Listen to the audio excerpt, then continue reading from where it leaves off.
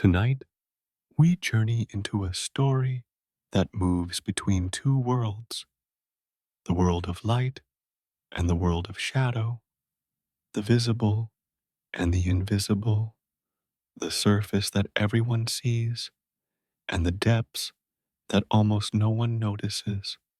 In the golden age of Hollywood, when movie stars were manufactured like dreams and projected onto screens in darkened theaters, one woman stood apart, not because she was more beautiful than the others, though she was called exactly that, the most beautiful woman in the world, not because her films were the greatest, though she appeared alongside the most celebrated actors of her generation.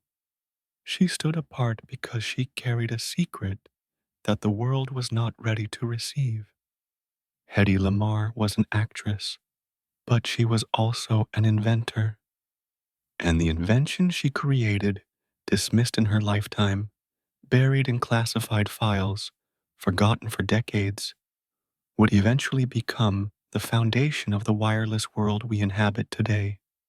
Every time a signal hops between frequencies, every time a message travels through the air without wires, every time you connect to a network that has no physical form, you are using technology that began in her imagination. This is a story about contradiction, about how a woman could be the most visible person in a room and simultaneously the most invisible, about how the world could gaze upon her face for decades and never see her mind, about how beauty can be both gift and prison, how genius can be both burden and blessing, how a single life can contain multitudes that history takes generations to understand.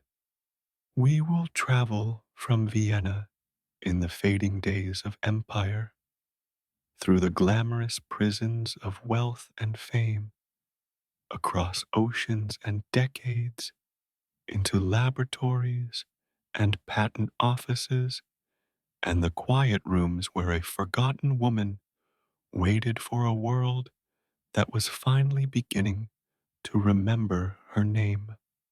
The signal travels through darkness. Let us follow where it leads.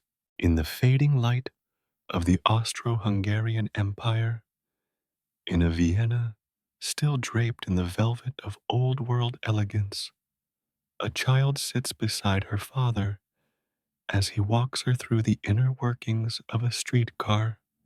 She is perhaps 6 years old. Her name is Hedwig Eva Maria Kiesler, and she asks questions that adults forget to ask. How does electricity know where to travel? Why does the wheel turn when no hand pushes it? What invisible force connects the wire above to the motion below? Her father, Emil Kiesler, was a banker by profession, but his soul belonged to a different realm.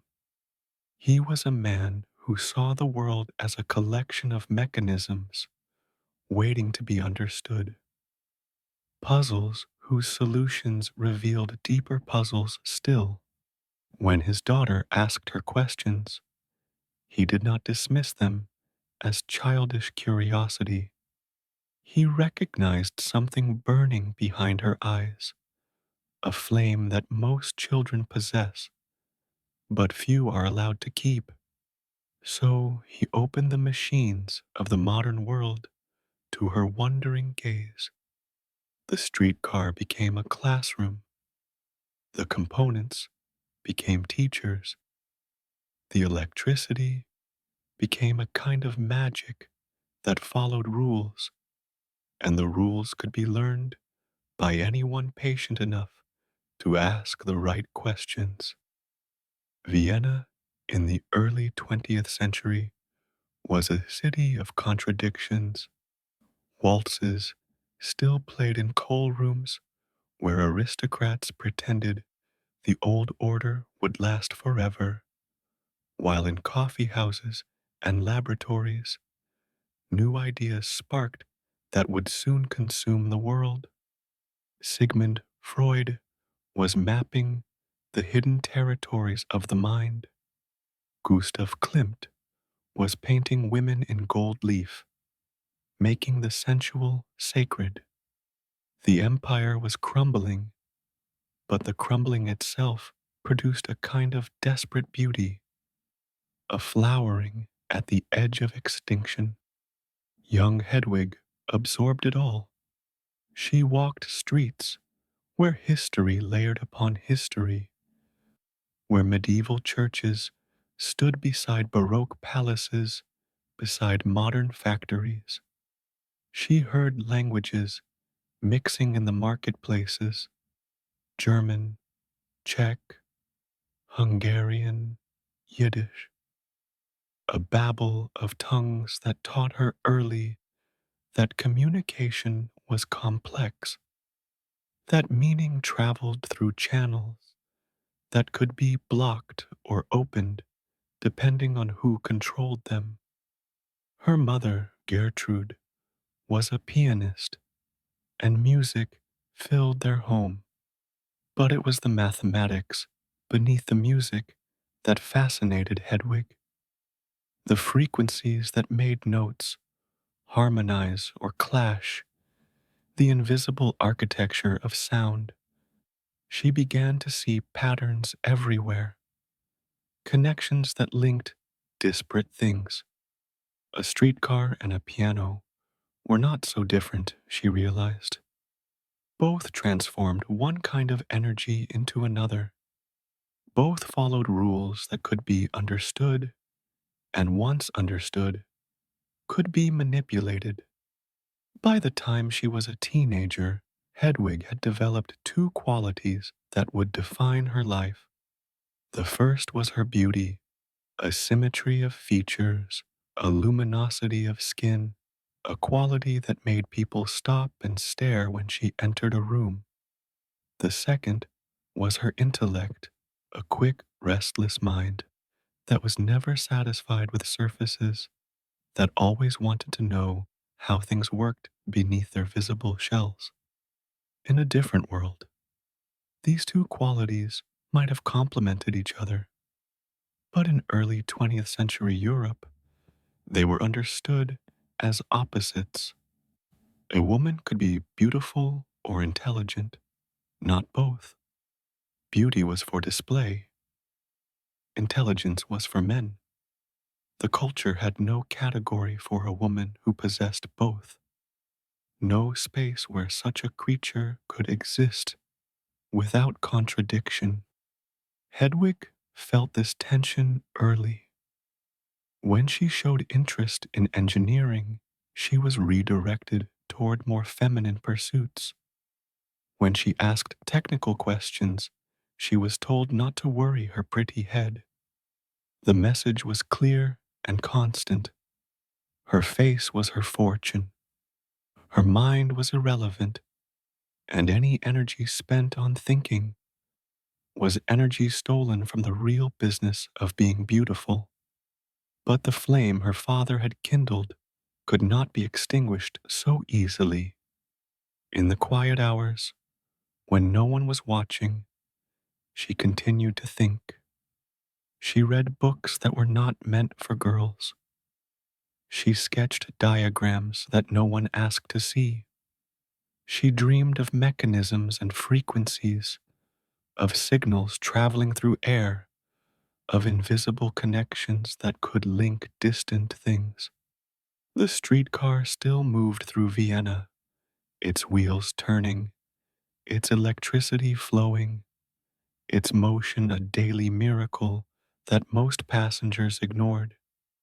But Hedwig never stopped seeing it as her father had shown her, as a question with an answer, a mystery with a solution, a machine that spoke a language she was learning to understand.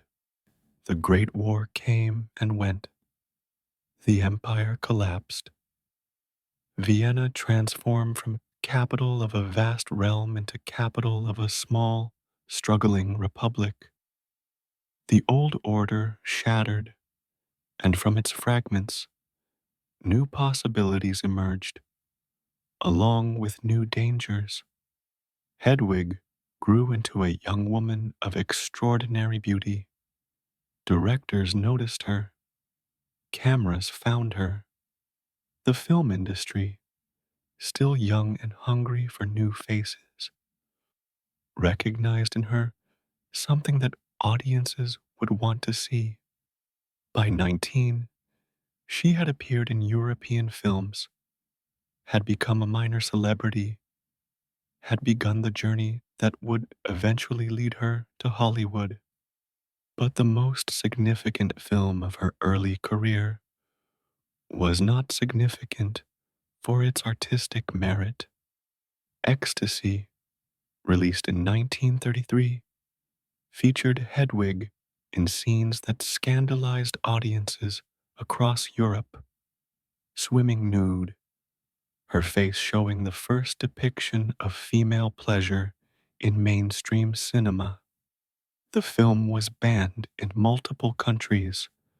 The Pope condemned it, and Hedwig Kiesler became notorious for something she had not sought: the exposure of her body, the revelation of her surface, while her depths remained as hidden as ever.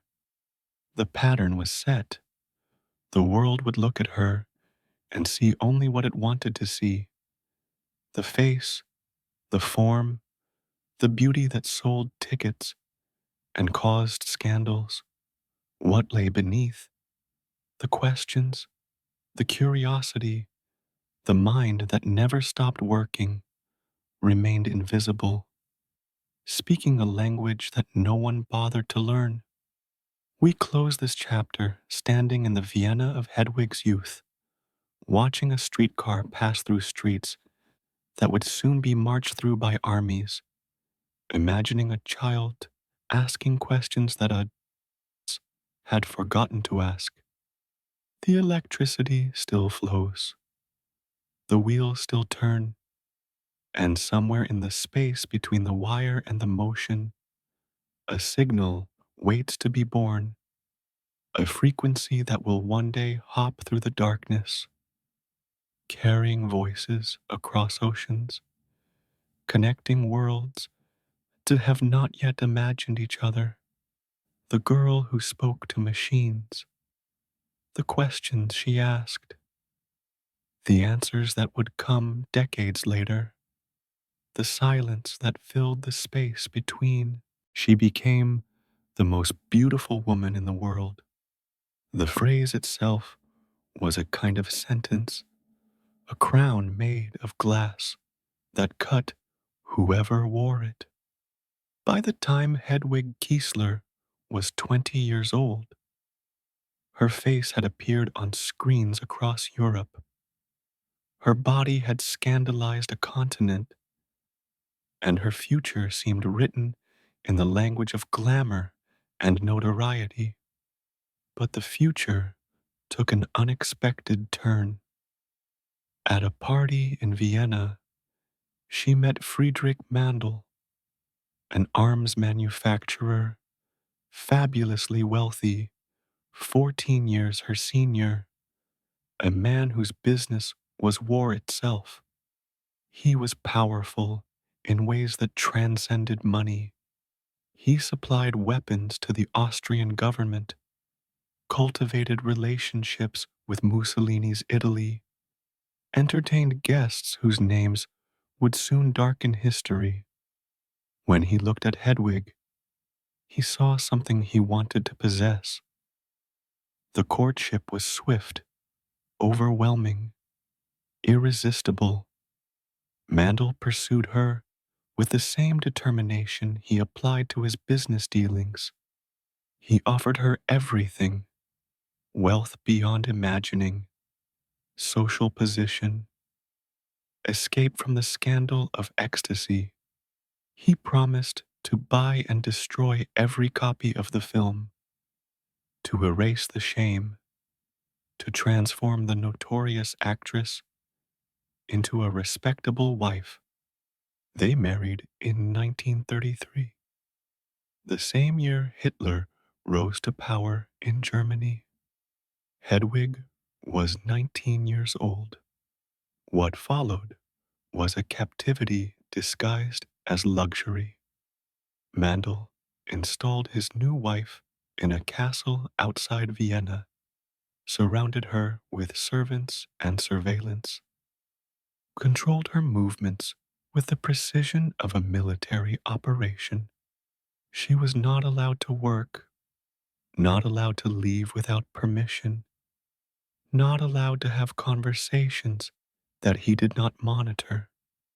The prints of ecstasy that he had promised to destroy were merely hidden, locked away in his private collection, another possession he could not bear to share.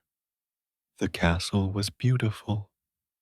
The rooms were filled with art and antiques, the tables set with crystal and silver, the gardens manicured to geometric perfection.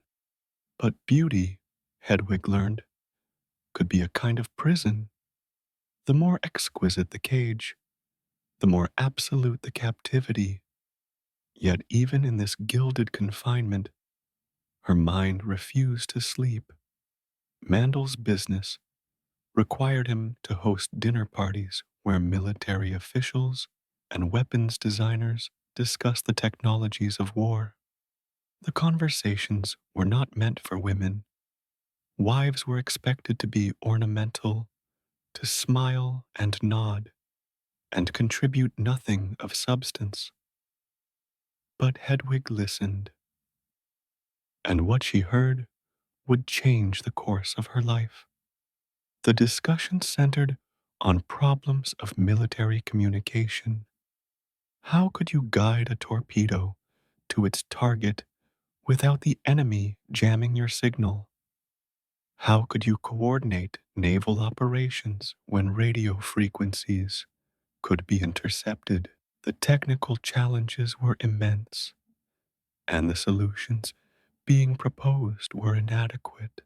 The experts talked of frequencies and signals, of jamming and interception, of the vulnerability of any communication system that relied on a single channel. Hedwig absorbed it all. She asked questions when she could get away with it, questions that the men probably dismissed as the idle curiosity of a pretty woman. But she was not idle, and her curiosity was anything but superficial. In the technical problems they described, she saw puzzles not unlike the mechanisms her father had shown her as a child. There were rules, there were patterns, and where there were patterns, there could be solutions. The years passed slowly in Mandel's castle. Hedwig bore no children, maintained no friendships outside her husband's control, existed as a kind of living ornament in a collection of dead things. But her mind traveled where her body could not. She thought about frequencies, about signals, about the problem of communication in a world where enemies were always listening. She also watched her husband's business dealings with growing unease. Mandel was nominally Jewish, but he had converted to Catholicism and cultivated relationships with fascist governments across Europe. He sold weapons to anyone who could pay, regardless of the uses to which those weapons would be put. As the political situation darkened, as Austria moved closer to annexation by Nazi Germany, Hedwig saw clearly what her husband was willing to accommodate, what compromises he would make to preserve his wealth and power. The decision to escape formed slowly, like ice crystallizing in still water. She could not simply leave. Mandel watched her too closely, controlled her too completely. She would have to use the only tools she had: her beauty, her intelligence, and the element of surprise. The stories of her escape vary in their details, embroidered by time and retelling. Some accounts say she drugged a maid who resembled her, dressed her in her own clothes, and slipped away while Mandel's guards watched the decoy. Others say she simply walked out during a party, disappearing into the night while her husband entertained guests. What is certain is that she fled to Paris, made her way to London, and eventually boarded a ship bound for America. On that ship, she encountered Louis B. Mayer, the head of Metro Goldwyn Mayer, the most powerful studio in Hollywood. Mayer saw what everyone saw when they looked at her: the face, the figure, the extraordinary beauty that cameras loved. He offered her a contract. He gave her a new name, borrowing from a silent film star named Barbara Lamarr. Hedwig Kiesler became Hedy Lamarr. The transformation was complete, or so it appeared. The Austrian wife of an arms dealer had become an American movie star. The woman who had been caged in crystal and gold was now free to walk the streets of Los Angeles, to choose her own projects, to build her own life. But freedom, Hedwig was discovering, came in different forms.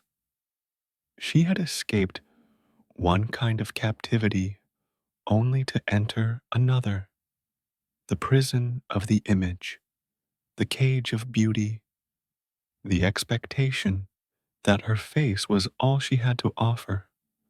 Hollywood wanted her to be exotic, mysterious, decorative. It wanted her to be looked at, not listened to. It wanted her surface, not her depths. The castle in Austria was far behind her, but the conversations she had overheard there traveled with her, seeds planted in fertile soil, waiting for the conditions that would allow them to grow. The problems of frequency and signal, of communication and interception, of how to send a message that enemies could not block.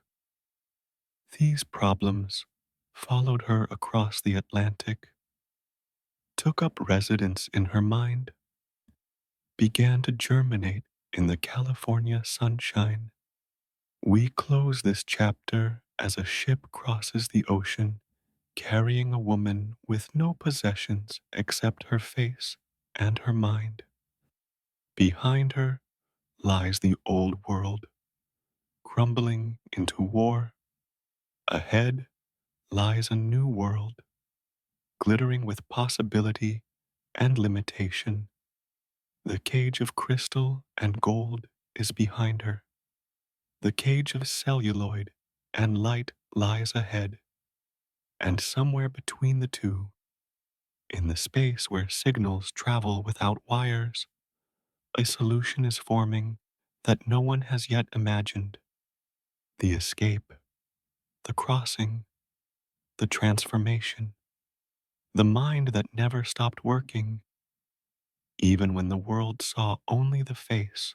Hollywood, in 1938, was a dream factory operating at full capacity, manufacturing fantasies for a world that desperately needed them. The Great Depression had hollowed out the American economy, and now the shadows of war were falling across Europe. In the darkened theaters of the nation, audiences sought escape: 2 hours of glamour and romance and adventure that could make them forget the breadlines and the headlines, the foreclosures and the fears. Into this world stepped Hedy Lamarr, armed with a new name and an old contract, ready to become whatever the cameras required her to be. Her first American film was Algiers, released in 1938, where she played a mysterious woman who enchants a jewel thief in the Casbah. The film was a sensation. Audiences who had never heard of Hedwig Kiesler fell in love with Hedy Lamarr. Her face appeared on magazine covers. Her name appeared in gossip columns. The studio declared her the most beautiful woman in Hollywood, and the world agreed. The roles that followed established a pattern that would persist throughout her career. She was cast as the exotic beauty, the dangerous woman, the mysterious foreigner whose allure drove men to desperate acts. In Boomtown, she smoldered between Spencer Tracy and Clark Gable. In Tortilla Flat, she was a Portuguese fishing village beauty. In White Cargo, she played a half African temptress whose famous line, "I am Tondelayo," became a cultural catchphrase. The roles were lucrative but limiting. They required her to be seen, not heard, to project mystery, not intelligence, to represent desire, not thought. The studio controlled her image with the same possessiveness that Mandy had controlled her person. Different methods, same result. She was not allowed to appear in public without makeup. She was instructed on what to say in interviews. She was, in essence, a product being marketed, and the marketing required that she remain exactly what audiences expected her to be. What audiences did not expect, what the studio actively suppressed, was any evidence of intellect. In interviews, she was instructed to appear charming but not clever, attractive but not analytical. When she expressed interest in science or technology, the response was polite dismissal. When she discussed ideas, the interviewers redirected to topics of fashion and romance. The message was clear. Her mind was not part of her brand, but the mind persisted between takes on movie sets while other actors socialized or rested. Hedy worked on other projects. She had set up a small drafting table in her trailer where she sketched ideas for inventions. The problems she had encountered in Mandel's castle, the questions of frequency and signal, of communication and interception, continued to occupy her thoughts. She began to see possible solutions, to imagine mechanisms that might work. The ideas accumulated like sediment, layer upon layer of thought deposited over months and years.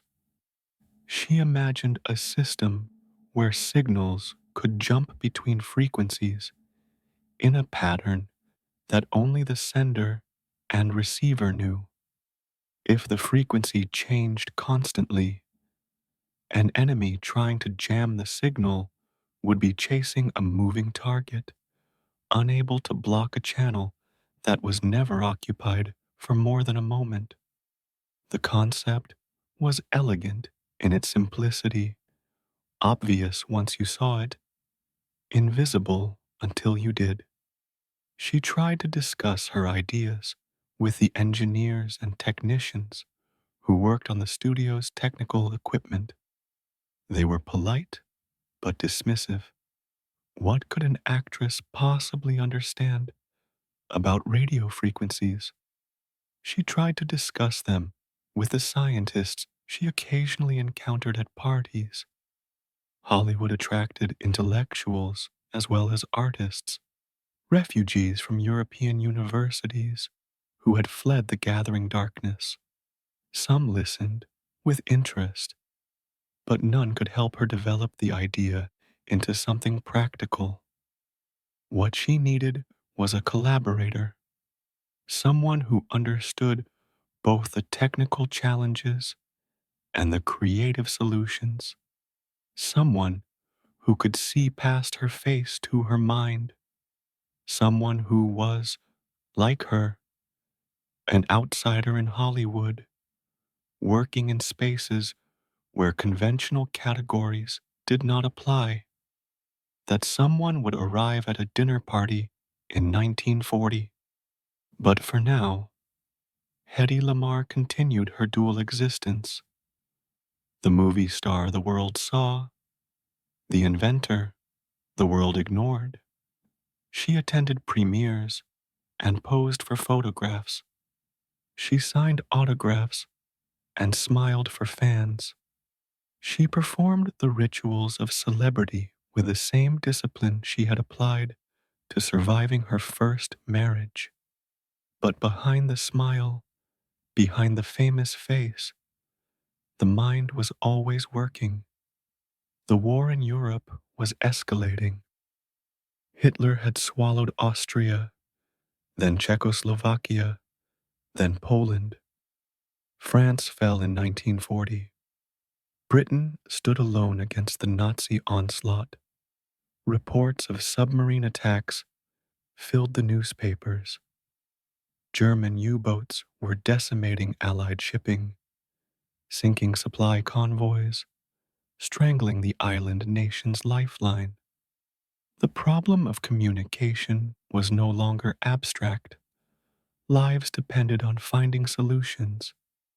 Hedy followed the news with an attention that went beyond casual concern. She remembered the conversations in Mandel's castle, the technical discussions of torpedo guidance and signal interception. She knew that the problems being discussed by military planners were the same problems she had been thinking about for years. She believed she had a solution. What she lacked was a way to make anyone listen. We close this chapter on a Hollywood evening, stars emerging above palm-lined boulevards, lights blazing from studio lots where dreams were manufactured and sold.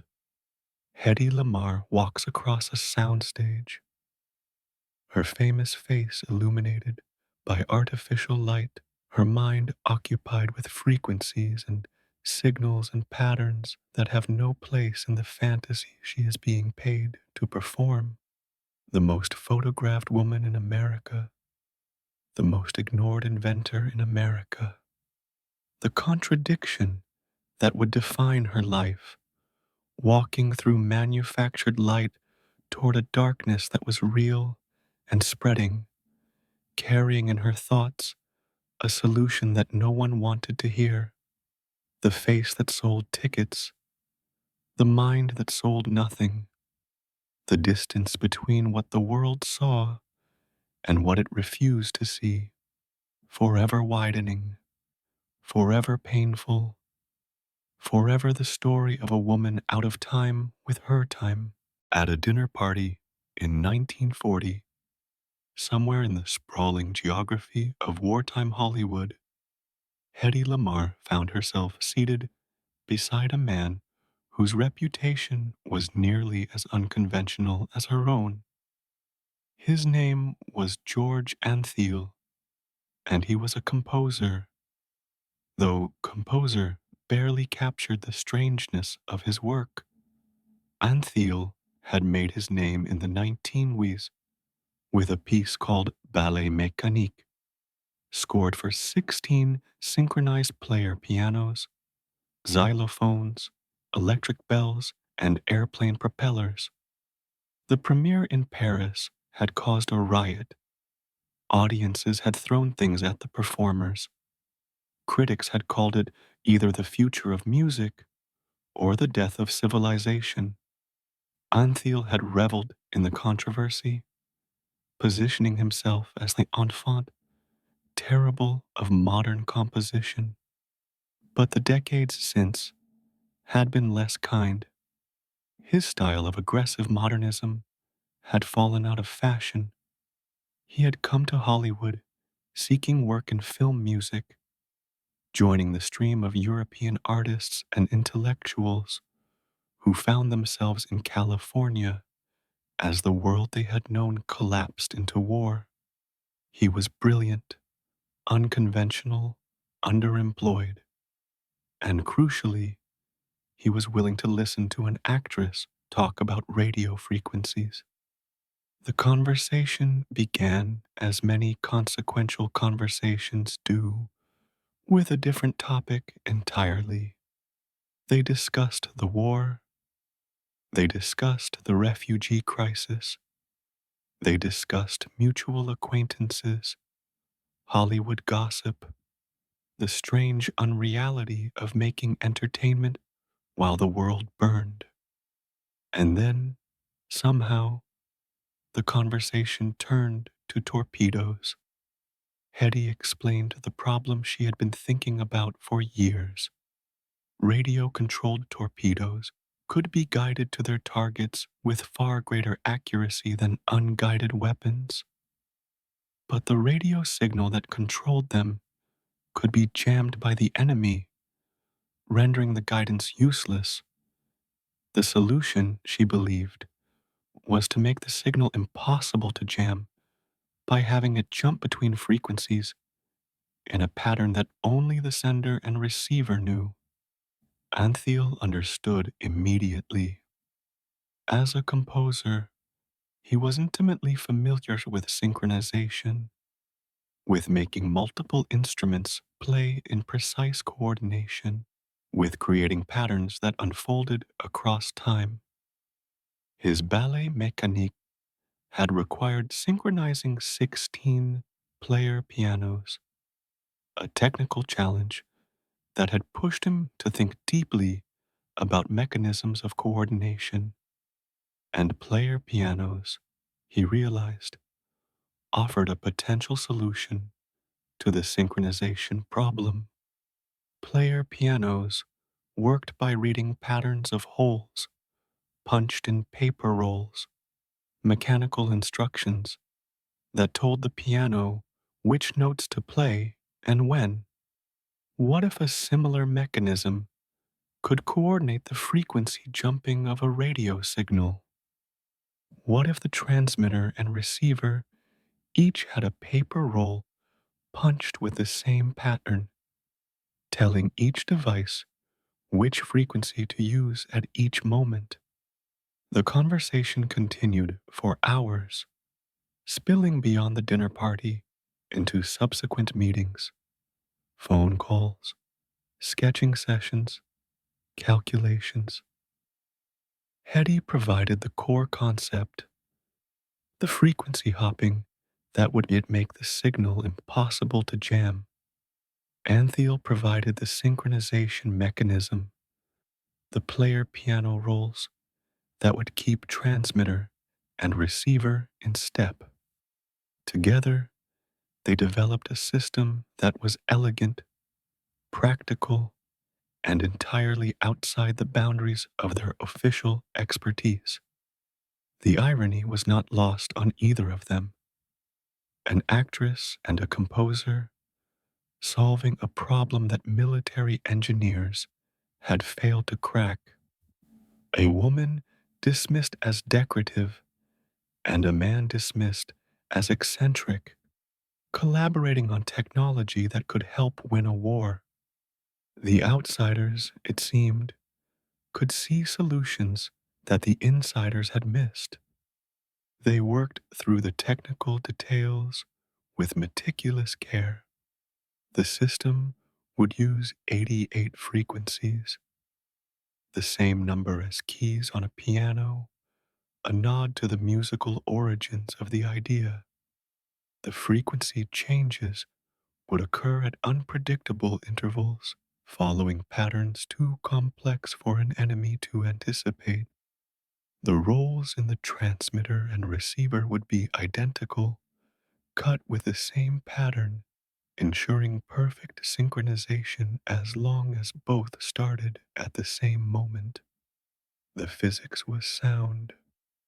The engineering was feasible. What remained was to document the invention in a form that the military could use. On August 11, 1942, the United States Patent Office issued patent number 2292-387 for a secret communication system credited to Hedy Markey, her married name at the time, and George Antheil. The patent described their frequency hopping system in technical detail, including diagrams showing how the paper rolls would coordinate the signal changes. It was, by any measure, a significant invention, a novel approach to a critical military problem, documented with the precision that patent law required. The patent was their gift to the war effort. Neither Hedy nor Antheil sought any payment for their invention. They offered it freely to the United States Navy, hoping to contribute to the struggle against fascism that had driven both of them from Europe. It was, in its way, an act of patriotism. Two immigrants offering the best they had to their adopted country in its hour of need. We close this chapter with the patent document itself, paper and ink, diagrams and descriptions, the formalization of an idea born in wartime conversation, the signatures at the bottom, Hedy Markey, George Antheil. The date, August 11, 1952.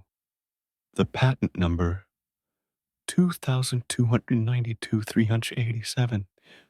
A secret communication system, a gift to a nation at war, a solution to a problem that had baffled experts. All of it documented, witnessed, filed, and then, as we shall see, forgotten. The patent office closes for the evening. The document joins thousands of others in storage. The invention waits for a world that is not yet ready to understand what it means.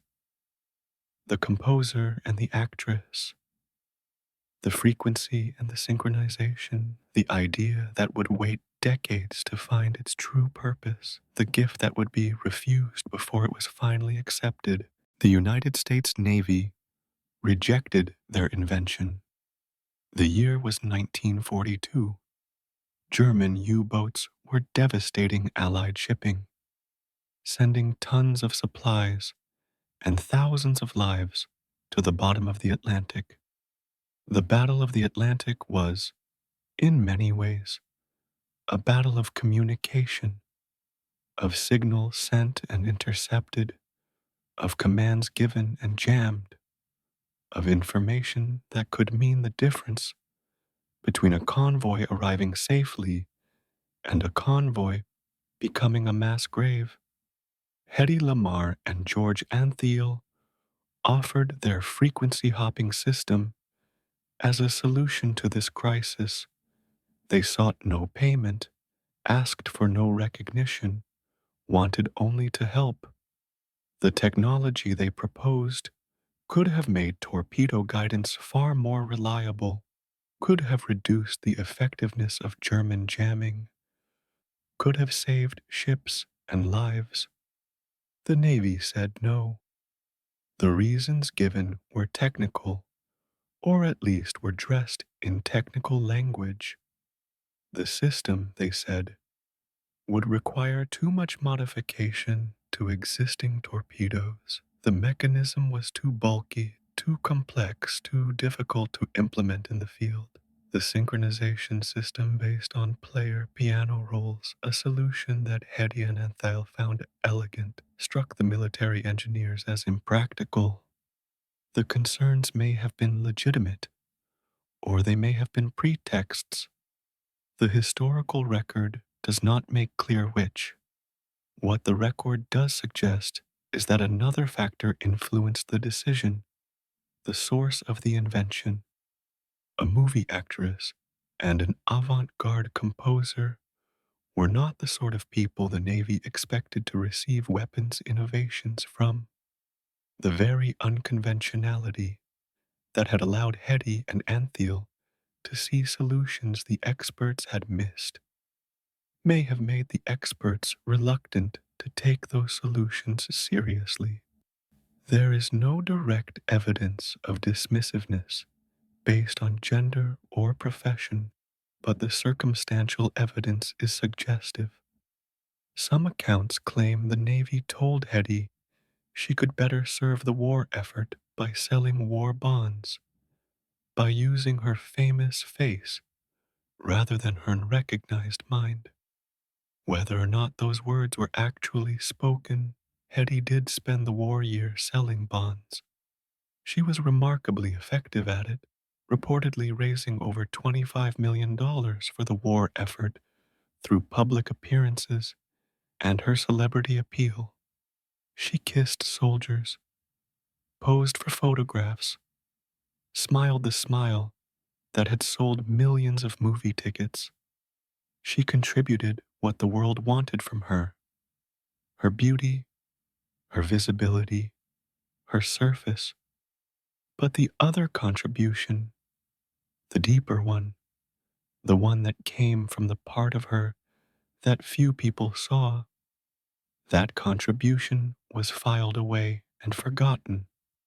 The patent was classified, which meant it could not be publicly discussed. The technology was shelved, which meant it would not be developed.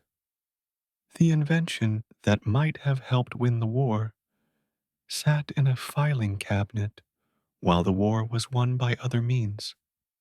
The silence that followed the rejection was a particular kind of silence, not the absence of sound, but the presence of something unsaid, something unacknowledged, something that should have been spoken but wasn't.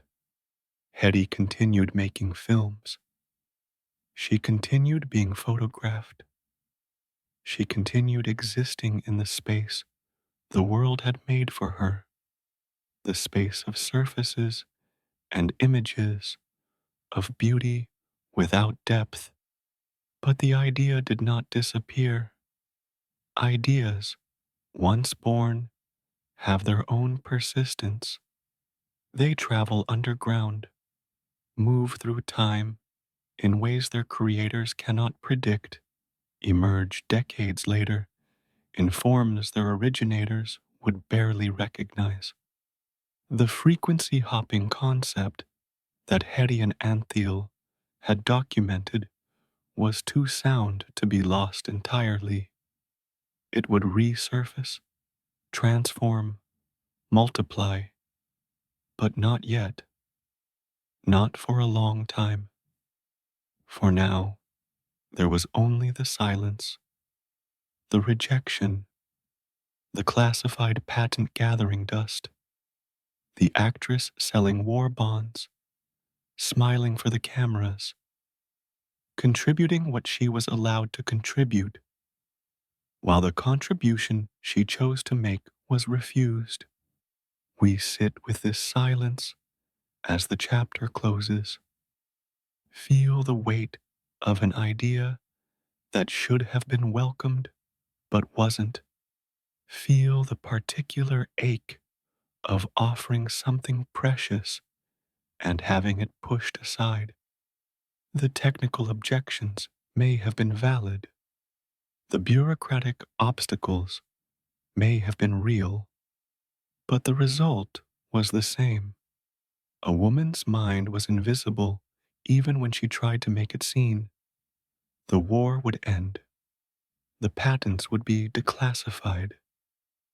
The technology would evolve, but Hedy Lamarr would never receive credit in her lifetime for what she and Antheil had created. The signal was refused. The frequency went unheard. The contribution was buried in files that would not be opened for decades. The rejection, the silence, the war bonds sold by a famous face while a capable mind went unused.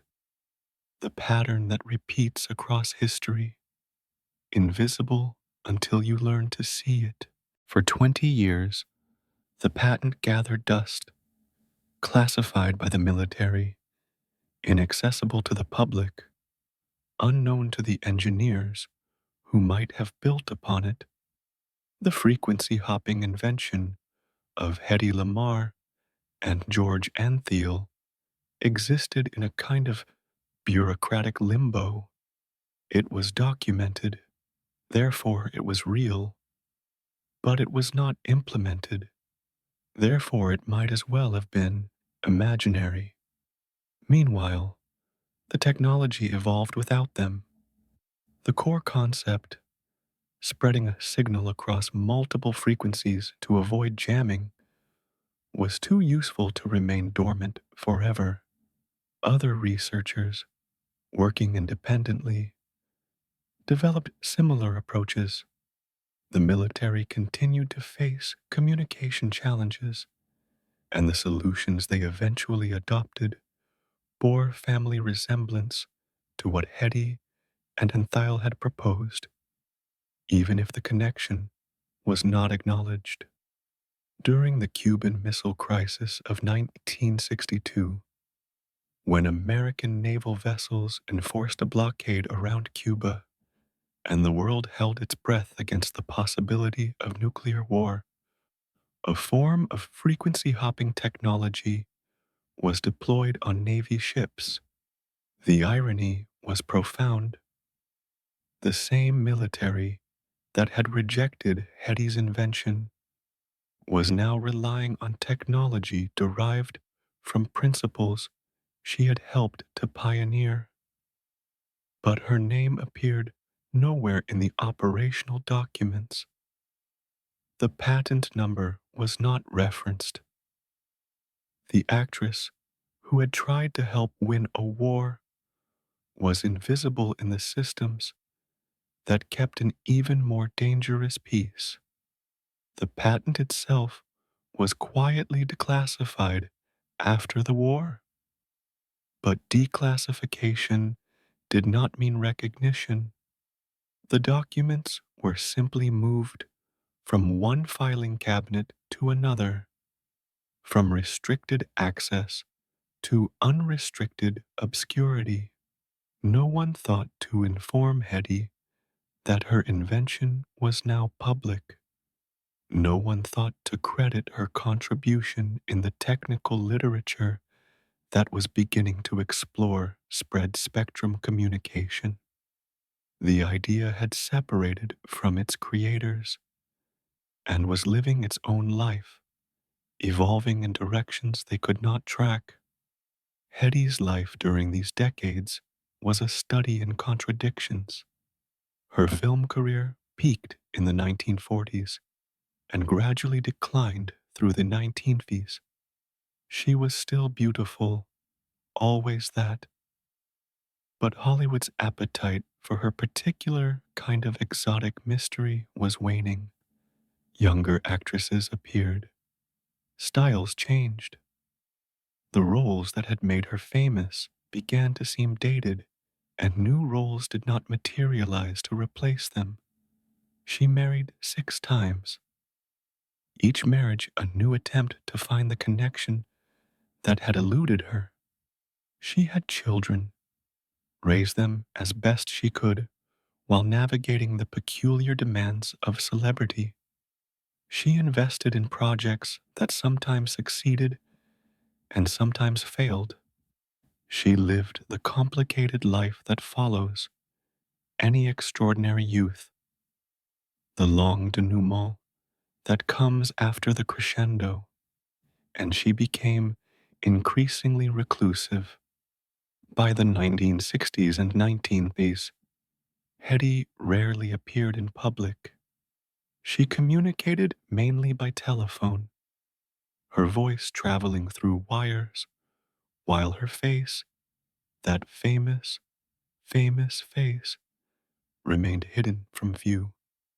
The woman who had been the most photographed person in the world became a voice without an image, a presence without a form.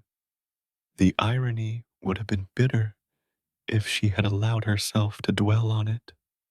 The technology that she had helped to imagine, the transmission of signals through channels, the communication that did not require physical presence, had become the dominant mode of her own existence. She was living inside her own invention, in a sense, using the principle of disembodied communication that she had once proposed for torpedoes. George Antheil died in 1959, never having seen the recognition that would eventually come to their shared invention. His obituaries mentioned ballet mécanique, mentioned his Hollywood film scores, mentioned his colorful personality and unconventional career. They did not mention the patent. They did not mention frequency hopping. They did not mention Hedy Lamarr. The forgetting was nearly complete.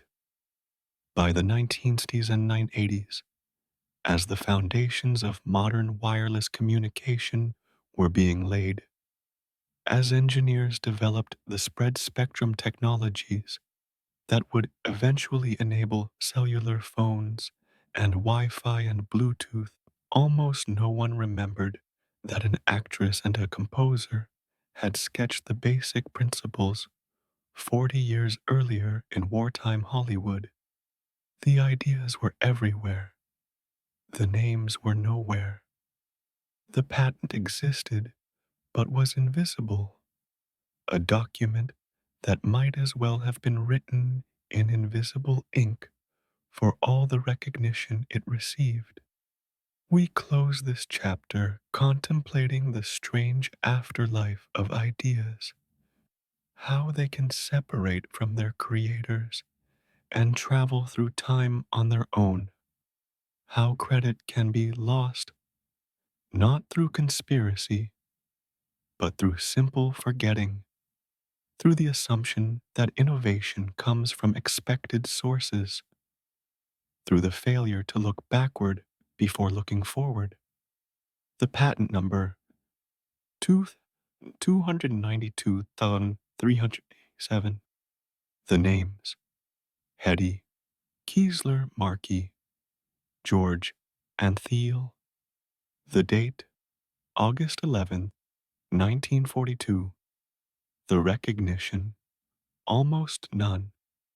The forgotten patent, the invisible contribution, the silence where credit should have been, the pattern that would persist until someone finally thought to ask, who actually invented this? By the 1990s, the world had become wireless. Cell phones proliferated, transforming communication from something that required physical connection to something that traveled through air. Wi Fi networks spread through homes and offices, allowing devices to communicate without cables. Bluetooth linked headphones and keyboards and speakers. GPS satellites spoke to receivers on the ground, pinpointing locations anywhere on Earth. The Internet, born in military research, had become a civilian phenomenon, and it increasingly relied on wireless transmission. All of this technology depended, in ways large and small, on the principle of spread spectrum communication, on the idea that signals could hop between frequencies, spreading information across the electromagnetic spectrum to avoid interference and increase reliability. The principle that Hedy Lamarr and George Antheil had proposed in 1902 had become the invisible infrastructure of modern life. But the inventors remained invisible too. The engineers who built the wireless world were not, for the most part, aware that a Hollywood actress had helped to lay the conceptual foundations for their work. The name Hedy Lamarr, when it was known at all, was associated with old movies, with black and white glamour, with a kind of beauty that seemed to belong to another era. It was not associated with technology. The rediscovery happened gradually, driven by historians and researchers who began tracing the genealogy of spread spectrum technology. They found the paper trail leading back to that 1942 patent. They found the names Hedy, Kiesler, Markey, George Antheil. They found the diagrams showing piano roll synchronization. They found the elegant solution to a military problem, documented with scientific precision by two people who were not supposed to be scientists. The discovery was startling enough to attract attention. A movie actress invented Wi Fi? The claim seemed too strange to be true, and it wasn't precisely true.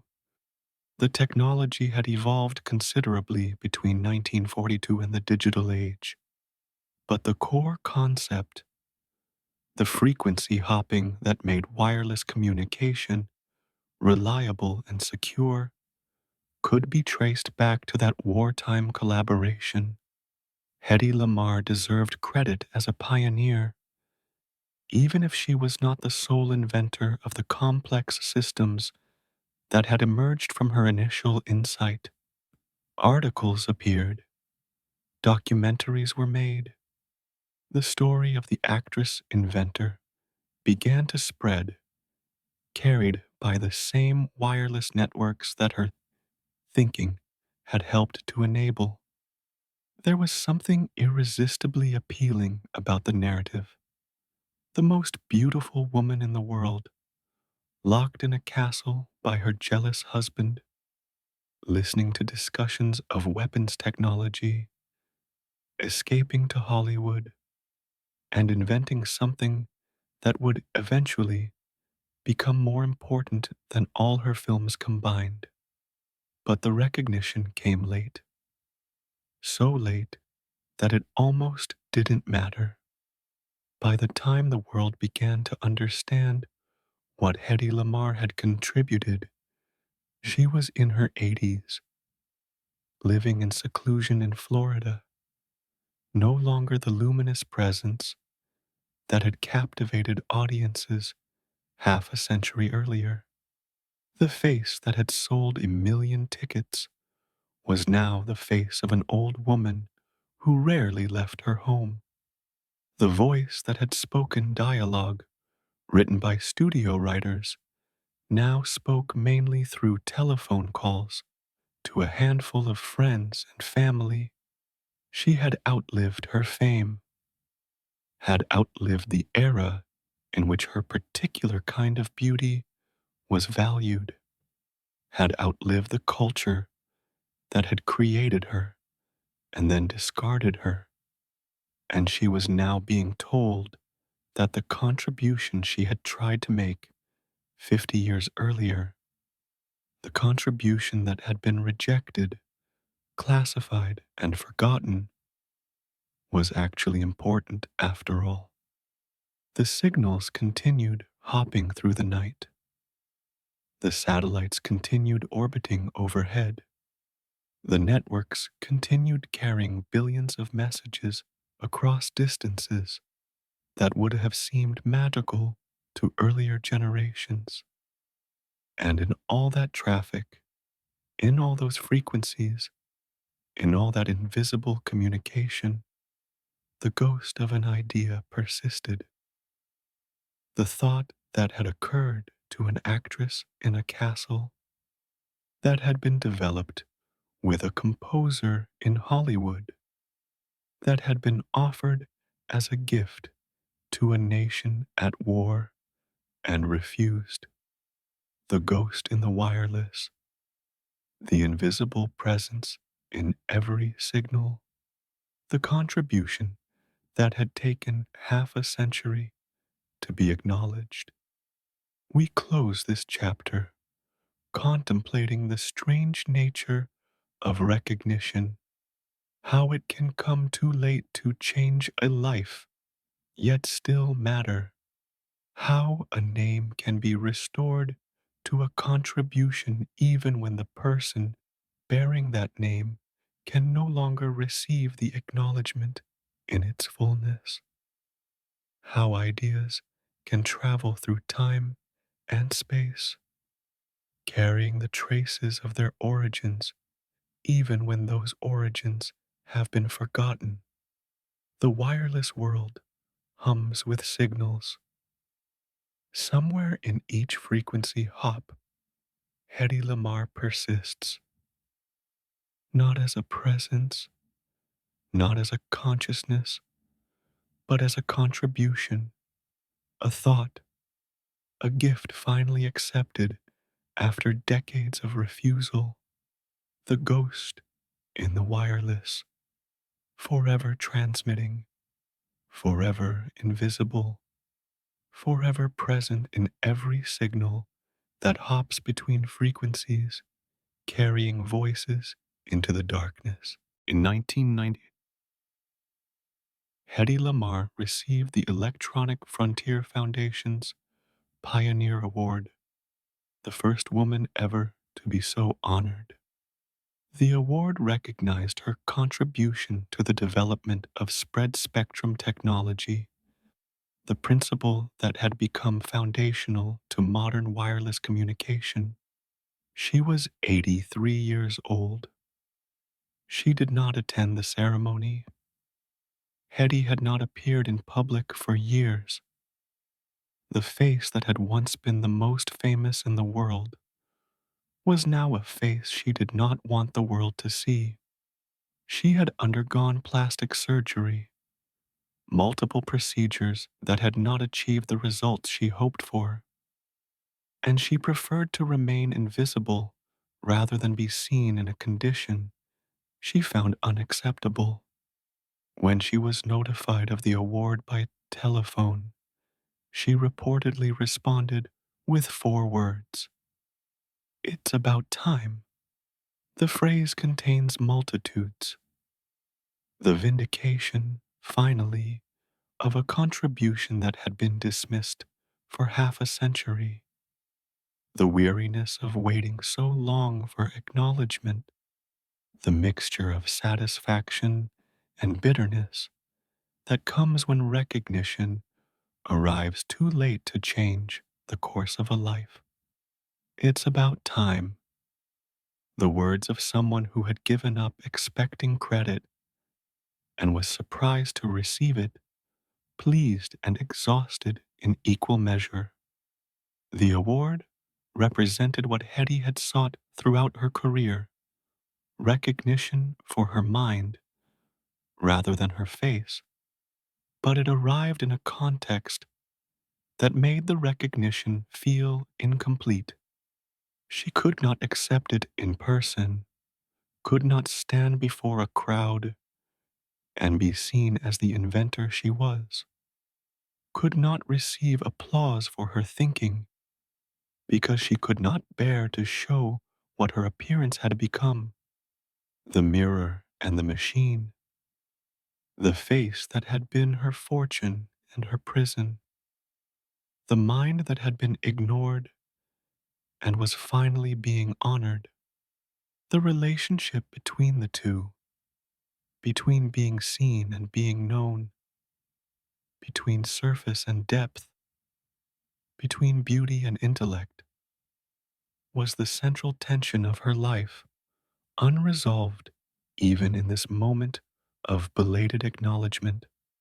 Throughout her Hollywood years, Hedy had been valued for her appearance.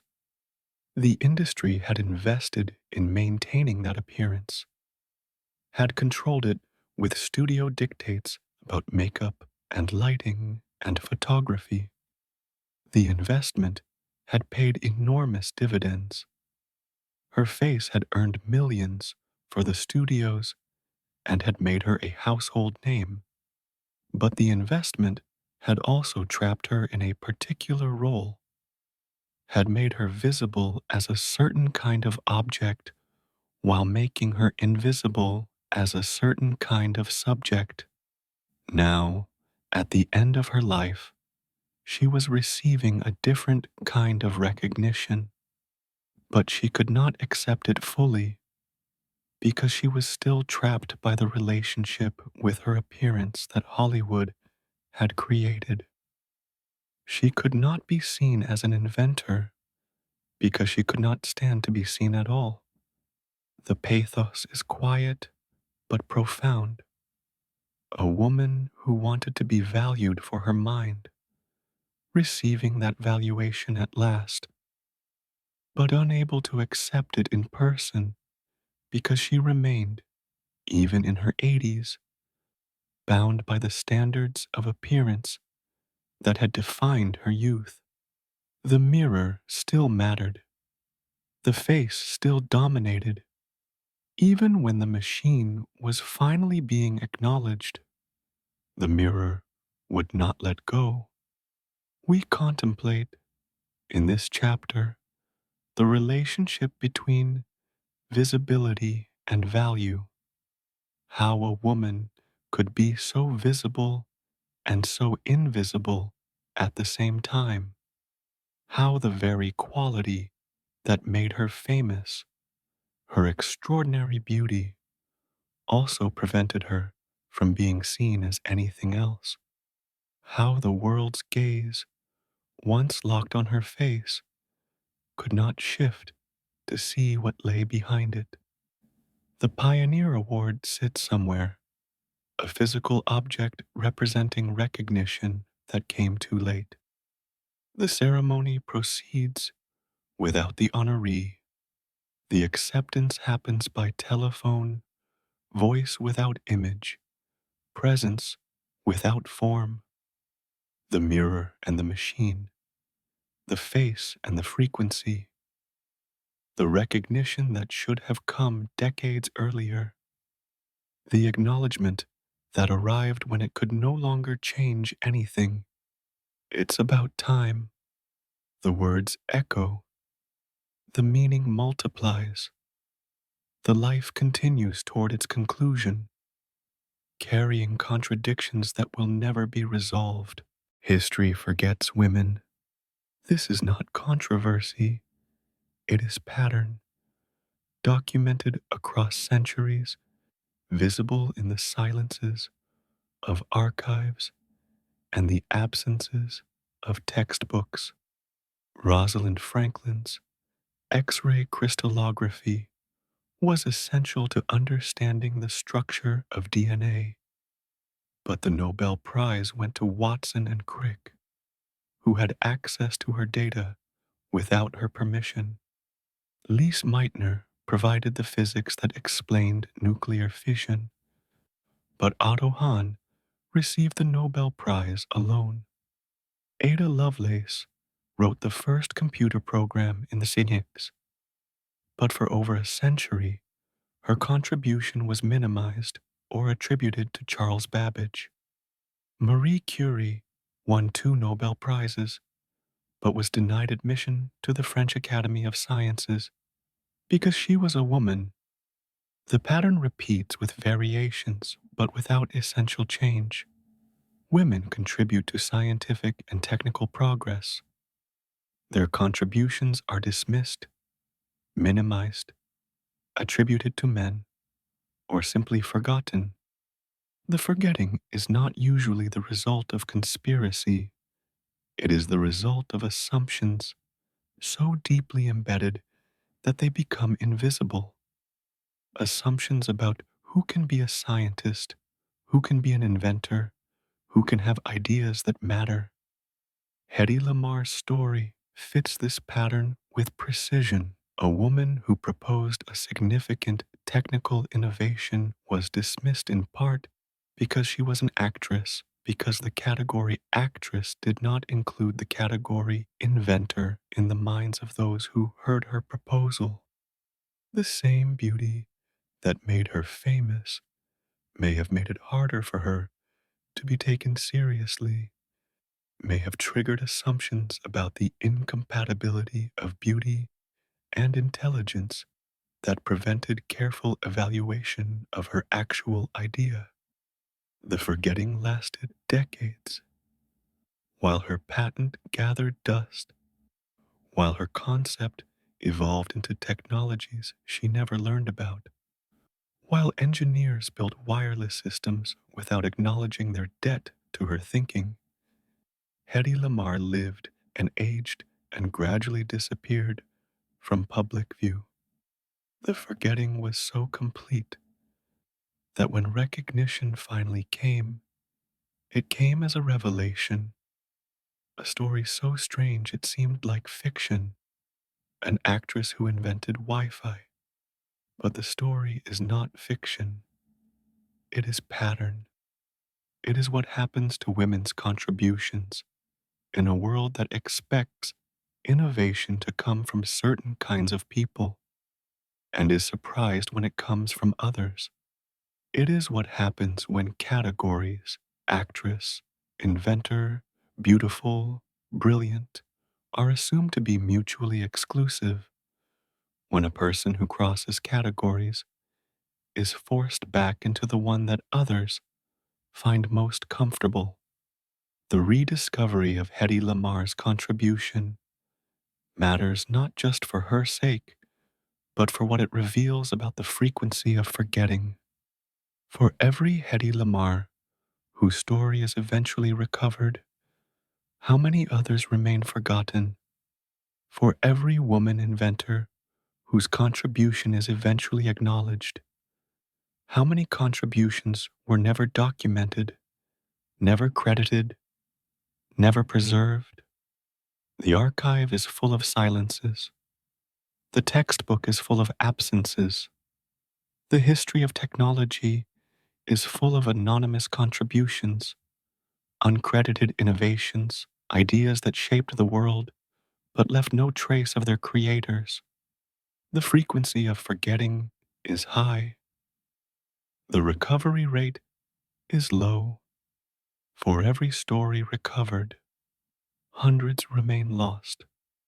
We sit with this knowledge as the chapter closes, the pattern that repeats, the women whose contributions are erased, the assumptions that make the erasure seem natural, inevitable, unremarkable, the frequency of forgetting that hums beneath the frequency of progress. Hedy Lamarr's story was recovered. Many others will not be. The acknowledgement is important, but it is also a reminder of what acknowledgement cannot undo: the decades of silence, the contributions never made because the contributor was discouraged, the innovations never developed because the innovator was not taken seriously, the frequency of forgetting, the silence where credit should have been, the pattern that persists even as individual stories are recovered, the work that remains to be done. Hedy Lamarr died on January 19th, 2000, at the age of 85. She passed in Castleberry, Florida, far from the Vienna of her childhood, far from the Hollywood of her fame. She had lived in seclusion for years, her famous face unseen by the public that had once adored it. Her voice, traveling through telephone wires, had been her primary connection to the world beyond her apartment. Her ashes were scattered in the Vienna woods, returned to the city she had fled as a young woman escaping a golden cage. The return was symbolic, a closing of a circle that had taken 9 decades to complete. The girl who had walked those woods with her father, learning how streetcars worked, became the ashes that dissolved into the soil where oak trees grew. The obituaries noted her film career, the beautiful women she had played, the famous actors she had worked alongside, the way she had embodied a certain kind of Hollywood glamour that no longer existed. Some obituaries mentioned the patent, most did not. The forgetting was still in process, even as she died, even as the world she had helped to wire continued expanding its wireless networks. But the story did not end with her death. In the years that followed, recognition continued to accumulate. The state of Austria awarded her a posthumous honorary citizenship. The Inventors Hall of Fame inducted her. Books were written, documentaries produced, her story told and retold until it became, if not widely known, at least not entirely unknown. The recognition could not reach her, could not change the decades of invisibility, could not give her back the career she might have had if her invention had been accepted in 1942, could not restore the years lost to seclusion and regret. The recognition was for history, not for the woman who had lived that history. But perhaps recognition is always, in some sense, for the future rather than the past. The story of Hedy Lamarr matters not because it can change what happened to her, but because it can change what happens to others, because it can adjust the assumptions that made her contribution invisible, because it can expand the categories that determine who gets taken seriously, because it can reduce the frequency of forgetting. Every time her story is told, something shifts. Not much, not dramatically, but perceptibly. The assumption that beauty and intelligence are opposites weakens slightly. The expectation that inventors look a certain way becomes slightly less rigid. The pattern that erases women's contributions becomes slightly more visible and therefore slightly more possible to interrupt. This is the afterlife of ideas and of the people who generate them. They persist not as consciousness, not as presence, but as contribution, as example, as story. Hedy Lamarr exists now as narrative, a tale of contradiction and contribution, of surfaces and depths, of what the world saw and what it refused to see. The narrative continues to travel, carried by the same wireless networks her thinking helped to enable. We close this chapter in the Vienna woods, autumn leaves falling, ashes scattered, the city where she began visible in the distance. The frequencies hop through the air above the trees, invisible signals carrying conversations across continents. Somewhere in each transmission, something of her thinking persists, not as presence, but as principle, as the legacy of a gift finally accepted. The last signal, the final transmission, the life that becomes story, the story that becomes example, the example that becomes, perhaps, change. The Vienna woods, The falling leaves, the ashes returning to soil, the signals continuing overhead, forever carrying her contribution into futures she could not imagine. Every moment, signals pass through you, billions of them, conversations and photographs, medical data and love letters, news of disasters and declarations of joy. They travel at the speed of light through the air you breathe, invisible and constant, a kind of electronic ocean in which we all swim without knowing. The infrastructure that carries these signals is among the most remarkable things humanity has ever built, and among the most invisible. We see the phones and computers, the screens and devices. We do not see the signals themselves, the frequencies hopping between channels, the electromagnetic waves carrying information through walls and across oceans. The infrastructure works so well that we forget it exists.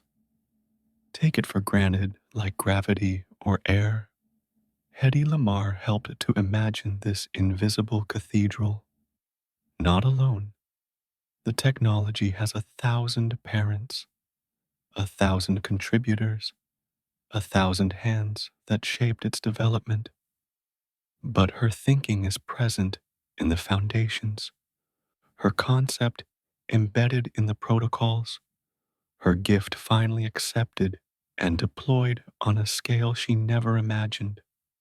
The cathedral of invisible light, the signals passing through walls, the frequencies hopping in patterns that prevent interference, the communication that connects people who have never met, who live on different continents, who speak different languages, who might never have known each other, existed without the wireless world that now links them. What would Hedy think of this world she helped to wire?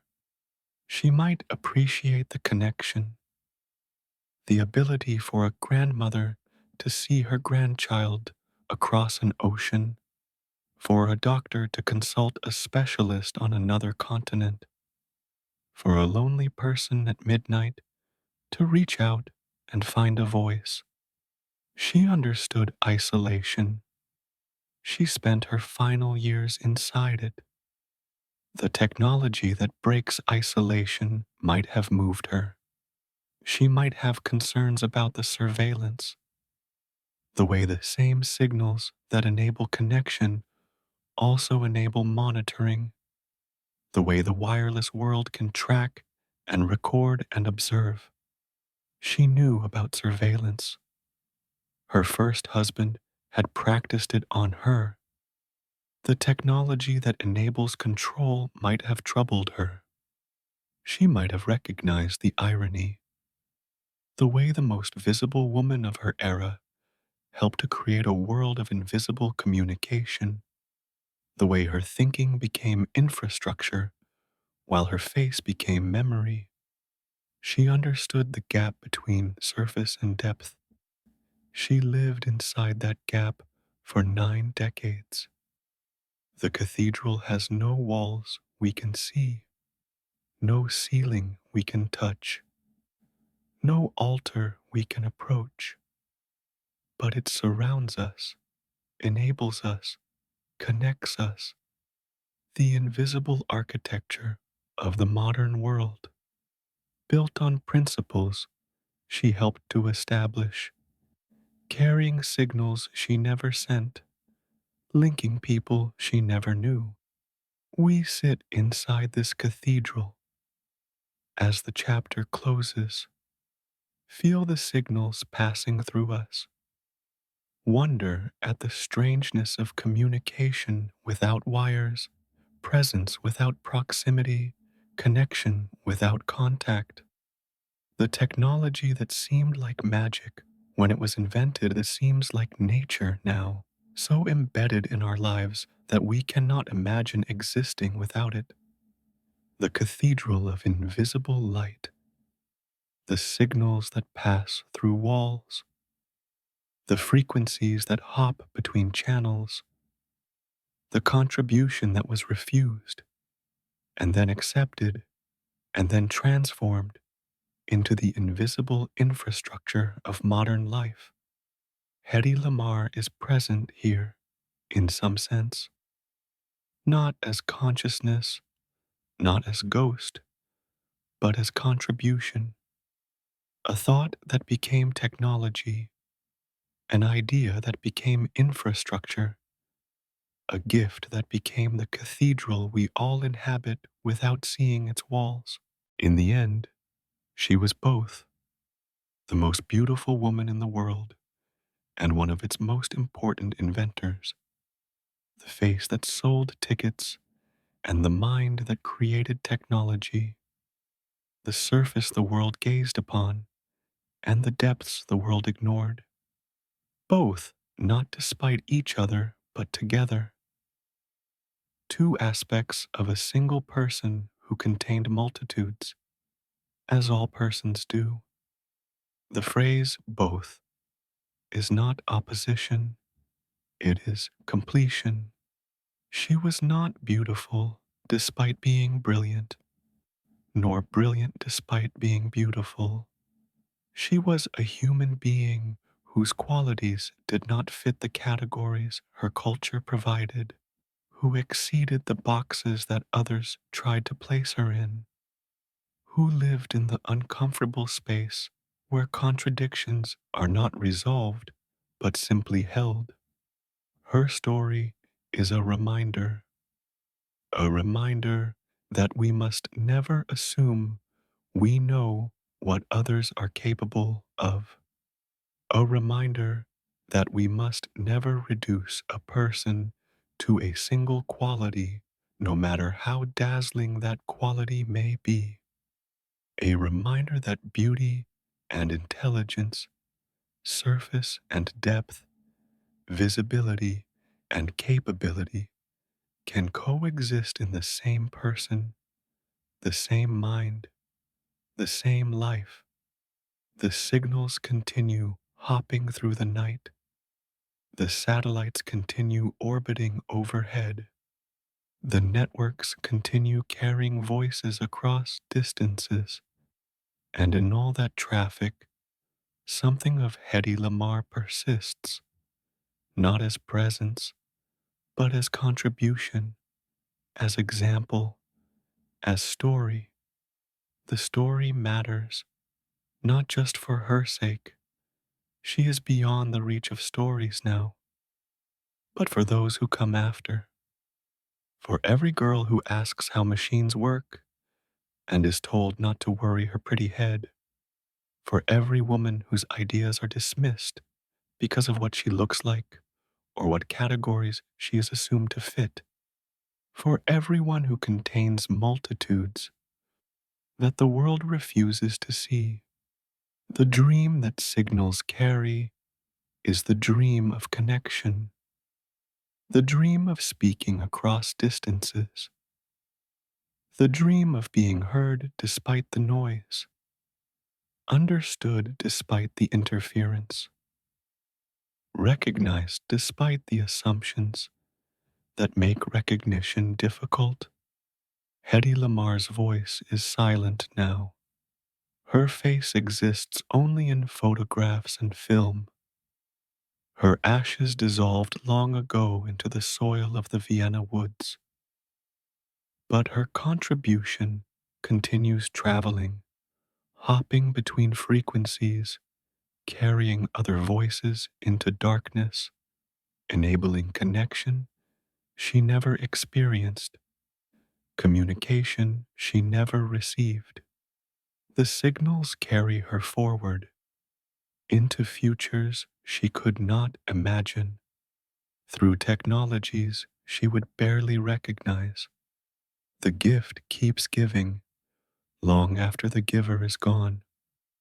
We close as night deepens, as signals pass through the darkness, as the world she helped to wire continues humming with voices. Somewhere, a grandmother sees her grandchild's face on a screen. Somewhere, a doctor receives a consultation from across the planet. Somewhere, a lonely person finds a voice that says, "You are not alone." All of it carries something of her. The thought that became technology, the gift that was refused and then accepted, the contribution that took half a century to be recognized. Sleep now.